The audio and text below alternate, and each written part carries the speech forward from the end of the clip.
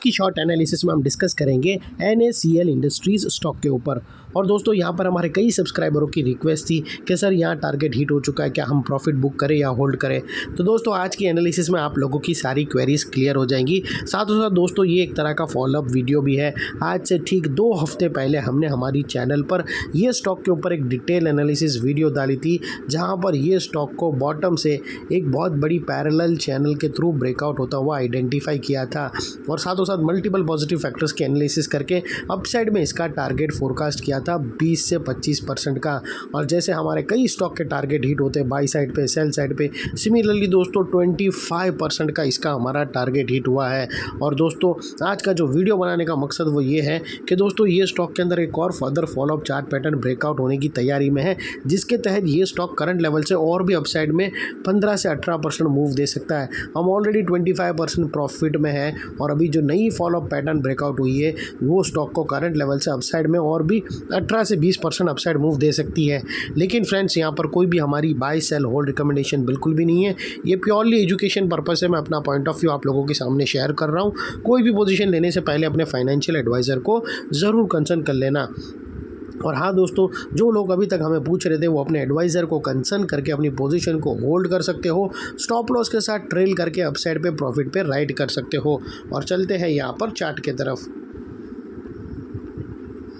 दोस्तों आप लोग देख सकते हो कि ये जो बड़े मूव, ये जो बड़ी कैंडल अपसाइड में निकली है 90 डिग्री के एंगल में, ये बनने से पहले वेल इन एडवांस हमने इन्फॉर्म किया था।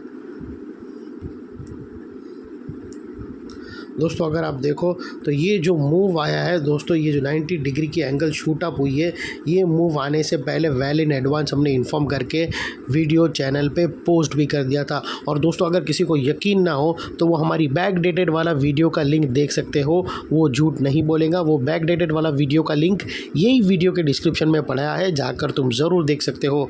और चलते हैं सीधा यहाँ पर चार्ट के तरफ। दोस्तों अगर आप देखो तो ये वो बहुत बड़ी पैरेलल चैनल थी जिसको हमने यहाँ पर आइडेंटिफाई किया था ब्रेकआउट होते टाइम। और दोस्तों ये उसकी नेकलाइन थी और ये उसके बड़े टारगेट। और दोस्तों महज 2 दिन के अंदर ही दोस्तों ब्रेकआउट के सिर्फ 2 दिन बाद सीधा मोर देन 25% यहाँ पर हमारा टारगेट हिट हुआ। और दोस्तों आज जो हम फोकस करेंगे ये एक तरह का डबल धमाका भी रहेगा। तो फिलहाल दोस्तों ये टारगेट हम रिमूव कर देंगे क्योंकि अभी यहाँ पर स्टॉक के टारगेट और भी अपसाइड में रिवाइज्ड होंगे। और दोस्तों यहाँ पर अगर आप देखो तो हमें एक फ्लैग एंड पोल पैटर्न बनता हुआ आइडेंटिफाई होता है। दोस्तों अगर आप यहाँ से देखो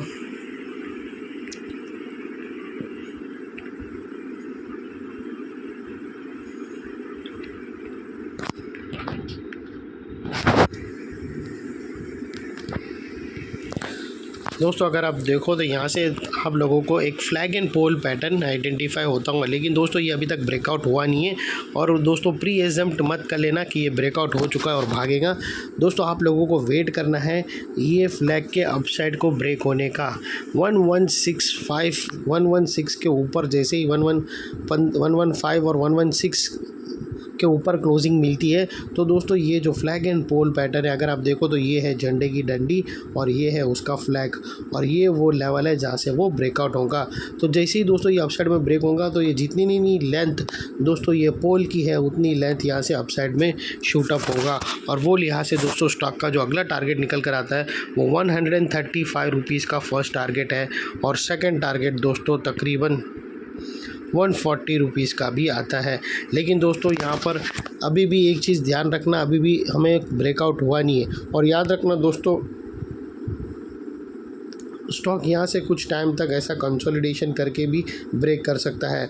तो दोस्तों ये भी फ्लैग ही माना जाएगा। फ्लैग 2 तरह के होते हैं दोस्तों, एक फ्लैग ऐसा रहता है रेक्टेंगल फ्लैग रहता है और दूसरा ट्रायंगल जैसा रहता है। तो यहाँ पर अगर आगे जाके कंसोलिडेशन करे और उसके बाद भी ब्रेक करेगा तभी भी वैलिड गिना जाएगा। फ्लैग का स्ट्रक्चर जो टारगेट का है वो सिमिलर ही रहेगा, तो ये चीज़ ज़रूर ध्यान में रखना। लेकिन दोस्तों एक चीज़ और आप लोगों को बता दूँ, अगर ये अपसाइड ब्रेक नहीं हुआ उसके पहले ये डाउन साइड ब्रेक कर देता है स्टॉक, ये डाउन साइड वाला एंगल ब्रेक कर देता है, ये एरिया 98 के नीचे क्लोजिंग दे देता है, तो फिर दोस्तों ये पूरा flag and pole pattern structure invalid माना जाएगा।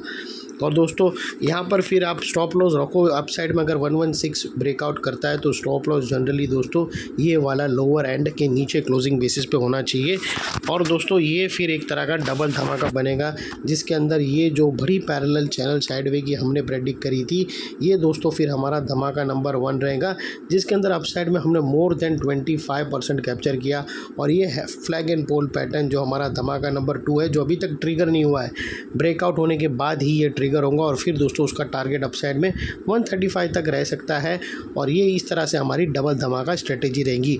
तो बहुत लोग हमें पूछ रहे थे कि कुछ व्यू दीजिए NACL इंडस्ट्रीज़ के ऊपर।